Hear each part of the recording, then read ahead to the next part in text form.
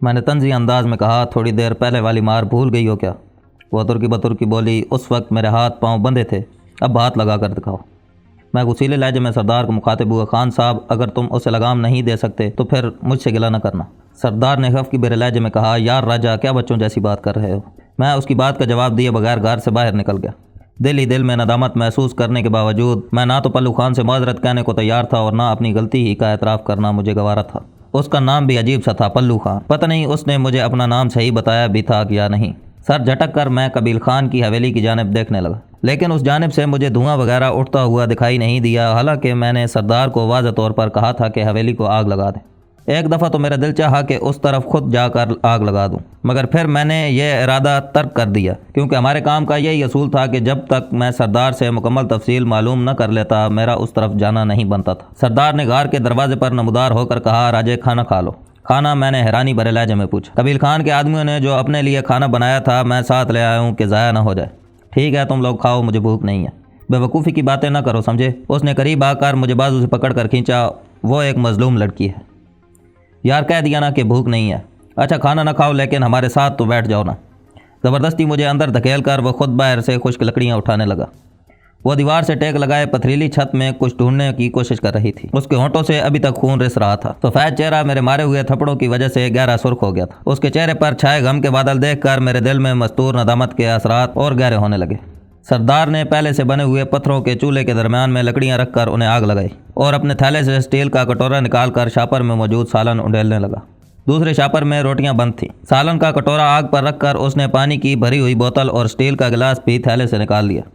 سالن گرم ہوتے ہی اس نے درمیان میں سالن رکھ کر کہا، پلوشا آؤ کھانا کھا لو۔ میں نے سوچا تو گویا اس کا نام پلوشا خان ہے، شاید مردانہ حلیے کی وجہ سے یہ لوگوں کو اپنا نام پلو خان بتاتی ہو، اسی وجہ سے اس کے منہ سے غیر ارادی طور پر بھی پلو خان ہی پھسلا تھا۔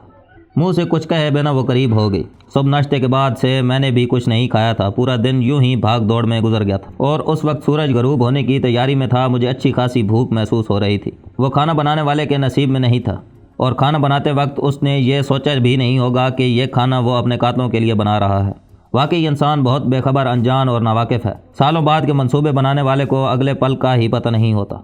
اگر کھانا لذیذ نہیں بھی تھا تو اس وقت بھوک کی شدت نے اسے مزیدار بنا دیا تھا۔ پلوشا جبڑوں پر لگنے والے مکوں کی وجہ سے نوالا صحیح طور پر چبا نہیں پا رہی تھی، اسی وجہ سے 2-3 نوالے لے کر وہ پیچھے ہو گئی۔ سردار نے فوراً پوچھا، کیوں کیا بات ہے بہن؟ اس نے غصے بھری نگاہ مجھ پر ڈال کر کہا، کچھ نہیں بھائی۔ میں اطمینان بھرے لہجے میں بولا، تم بغیر مار کھائے سب کچھ اگل دیتی تو ابھی پیٹ بھر کر کھانا بھی کھا لیتی۔ یہ سب تمہاری ضد بازی ہی کا نتیجہ ہے۔ تم فکر نہ کرو، قبیل خان کے بعد تمہارا ہی نمبر ہے۔ اسے قتل کر کے میں تمہیں اپنے ہاتھوں سے گولی ماروں گی۔ میں نے بے پرواہی سے کندھے اچکائے۔ ہاں، اس خواہش میں پہلے بھی کافی لوگ منو مٹی تھلے آرام کر رہے ہیں، ان میں ایک اور کا بھی اضافہ ہو جائے گا۔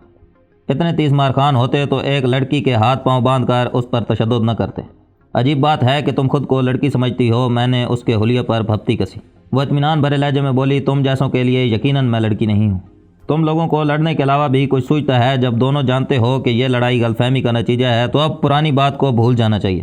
یوں بھی معافی تلافی ہونے کے بعد گزری باتوں کی اہمیت ختم ہو جاتی ہے۔ سردار بھائی معافی تلافی کب ہوئی؟ وہ حیرانی بھرے لہجے میں سردار کو مخاطب ہوئی۔ معاف تو اسے میں تب کرتی جب یہ معذرت کرتا، اپنی غلطی اور زیادتی کا اعتراف کرتا، اور یقین کرو میں اس کے بعد بھی اسے معاف کرنے پر تیار نہیں ہوں۔ ہاں، اس کے بعد اتنا ہوتا کہ قبیل خان کو قتل کرنے کے بعد جب اس کی باری آتی تو اسے دردناک طریقے سے قتل نہ کرتی، بس سر میں گولی مار کر جلد از جلد اس کی جان نکال دیتی۔ میں نے طنزی انداز میں کہا، ویسے تمہیں کسی نے یہ نہیں بتایا کہ تمہاری زبان کچھ زیادہ ہی تیز چلتی ہے؟ وہ ترکی بولی، وقت آنے پر پتہ چل جائے گا کہ میری زبان تیز چلتی ہے یا ہاتھ پاؤں۔ سردار ضد چوتے ہوئے بولا، یار راجے تم ہی چپ کر جاؤ۔ میں کھانے سے ہاتھ کھینچتے ہوئے بولا، کس وقت چلیں گے؟ سردار نے کہا، آج رات تو مشکل ہے۔ کیوں، مروانے کا ارادہ ہے کیا؟ نہیں، پلوشا کو اکیلا چھوڑ کر تو نہیں جا سکتے، اس نے نفی میں سارے لایا۔ ہم نے اس کا ٹھیکہ تو نہیں لے رکھا۔ یہ شکر کرے کہ اسے قتل کیے بغیر جانے کی اجازت دے رہے ہیں۔ شکر تم کرو کہ سردار بھائی کی وجہ سے تمہاری جان عارضی طور پر بچ گئی ہے، کہ اب قبیل خان کی موت کے بعد ہی تمہارا نمبر آئے گا۔ سردار پلوشا کی بات پر توجہ دیے بغیر بولا، یہ اکیلی کیسے رہ پائے گی؟ اور یہ بھی تو سوچو کہ اس کی حالت کے ذمہ دار ہم دونوں ہی ہیں۔ میں نے غصے بھری حیرانی سے پوچھا، تو کیا جب تک یہ ٹھیک نہیں ہو جاتی ہم اس کی تیمارداری کرتے رہیں گے؟ تمہاری گھٹیا تیمارداری کی مجھے بالکل ضرورت نہیں ہے۔ البتہ سردار نے مجھے بہن کہا ہے، اور بہنوں کا خیال رکھنا بھائیوں کا حق بنتا ہے۔ اس کی ہر بات اور ہر جملے میں میری ذات سے نفرت کا اظہار بھرا ہوا تھا، لیکن اس کے باوجود نہ جانے کیوں مجھے ایسا محسوس ہو رہا تھا کہ وہ یہ سب کچھ دل کی گہرائی سے نہیں کہہ رہی۔ سردار میں نے تمہیں کہا تھا کہ حویلی کی ہر اس چیز کو تیلی دکھا دو جو آگ پکڑ سکتی ہے، لیکن تم نے ایسا نہیں کیا۔ اگر یہ کام تم کرتے تو یقیناً اتنی جلدی لوٹ کر واپس نہ آتے۔ شاید اس وقت تک میں اس کی یہ لمبی زبان بھی کاٹ چکا ہوتا اور اس کی یہ گیدڑ بھپکیاں سننے سے بچ جاتے۔ راجہ صاحب، وہاں ایک تہہ خانہ بھی موجود ہے جس میں دنیا جہان کی IEDs اور بارود جمع ہے۔ ٹائم بم اور مختلف بارودی پھندے بھی پڑے تھے۔ بس میں نے 2 ٹائم بم تہہ خانے میں لگا دیے اور دونوں گاڑیوں کے آئل ٹینک کے ساتھ بھی ایک ٹائم بم لگا دیا۔ تمام پر میں نے 24 گھنٹے کا وقت سیٹ کر دیا ہے۔ تہہ خانے کے دروازے کے ساتھ میں نے سوئچ نمبر 4 پل مارک 1 لگا دیا ہے کہ اگر کوئی 24 گھنٹوں سے پہلے وہاں آ جائے تو ان ٹائم بموں کو پھٹنے سے نہ روک سکے۔ ویسے ایک پٹھان سے مجھے قطعاً اس عقل مندی کی توقع نہیں تھی۔ میں نے ہنستے ہوئے اردو میں کہا تھا کہ پلوشہ کی سمجھ میں میری بات نہ آ سکے۔ ویسے ممکن تھا کہ وہ اردو جانتی ہو، لیکن اس علاقے کی عمومی خواتین اردو زبان سے نابلد ہیں، اور پلوشہ کے بارے بھی میرا اندازہ یہی تھا کہ وہ اردو زبان نہیں جانتی ہوگی۔ میری بات پر اس نے کسی قسم کا تبصرہ نہیں کیا تھا۔ یہ دیکھ کر تو میرا گمان یقین میں بدل گیا تھا، ورنہ سردار کے تسلی دینے اور معذرت کرنے کے بعد سے تو وہ ہر فکرے میں مجھے متون کرنے کی کوشش کر رہی تھی۔ ہاں، میں جانتا ہوں کہ تم کتنے عقل مند ہو۔ اس کا ثبوت ایک بے قصور لڑکی کے زخمی جسم کی صورت میری آنکھوں کے سامنے دھرا ہے۔ سردار نے بھی جواب دینے کے لیے اردو زبان کا ہی سہارا لیا تھا۔ بہتر ہوگا کہ تم تھوڑی دیر آرام کر لو، اور میں اس وقت کوئی بدمغزی نہیں چاہتا۔ میں اٹھ کر غار سے باہر نکل گیا۔ سورج پہاڑی کے پیچھے غائب ہو گیا تھا۔ ملگجے اجالے میں نے چاروں طرف نظر دوڑائی، لیکن کوئی ایسی حرکت نظر نہ آئی جو مجھے کسی حفاظتی انتظام کی ترغیب دیتی۔ یوں بھی حویلی میں آنے والوں کا دھیان اس طرف نہیں آ سکتا تھا۔ دشمن کسی کو نقصان پہنچا کر وہیں بیٹھا نہیں رہتا۔ اندھیرا گہرا ہونے تک میں غار کے باہر ہی پھرتا رہا۔ اس دوران میں نے کافی لکڑیاں اکٹھی کر لی تھیں۔ گو موسم خوشگوار تھا، لیکن رات کے 2-3 بجے سردی بڑھ جاتی تھی۔ اس وجہ سے میں نے لکڑیاں اکٹھی کرنا ضروری سمجھا۔ میں لکڑیاں اندر لے جانے کا سوچ ہی رہا تھا کہ سردار غار کے دہانے پر نمودار ہوا۔ راجہ صاحب، اگر چائے پینا ہے تو آ جاؤ۔ میں نے اکٹھی کی ہوئی لکڑیوں کے ڈھیر سے آدھی لکڑیاں اٹھا کر کہا، ہاں چائے تو ضرور پیوں گا، ذرا تم لکڑیاں غار کے اندر لے جانے میں میری مدد کرو۔ سردار نے اس بات میں سر ہلاتے ہوئے باقی لکڑیاں اٹھا لیں۔ چولہے میں پہلے والی لکڑیاں ابھی تک جل رہی تھیں۔ ان کی روشنی میں مجھے پلوشہ سلیپنگ بیگ میں گم نظر آئی۔ یہ مصیبت سو گئی ہے۔ میں اسٹیل کے کٹورے سے کپ میں چائے انڈیلنے لگا۔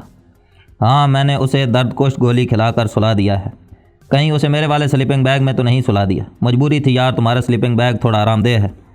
میں نے سوچا اس کی حیثیت ہمارے پاس مہمان کسی ہے، اور پھر یہ لڑکی بھی ہے تو شکریہ۔ میں تلخ انداز میں قطع کلامی کرتا ہوا غار کی دیوار سے ٹیک لگا کر بیٹھتے ہوئے گرم چائے سے لطف اندوز ہونے لگا۔ پلوشہ کی گہری سانسیں اس بات کا اعلان کر رہی تھیں کہ اسے نیند آ گئی تھی۔ ویسے راجے یار، تم ایسے چڑچڑے، بد اخلاق اور ظالم تو نہیں تھے؟ سردار میرے ساتھ لگ کر بیٹھا ہوا دکھی لہجے میں پوچھنے لگا۔ سردار، جانتے ہو میں نے اپنی بیوی کو طلاق کیوں دی تھی؟ پلوشہ کے نیند میں ہونے کے باوجود میں نے اردو زبان ہی کو ذریعہ اظہار بنایا تھا۔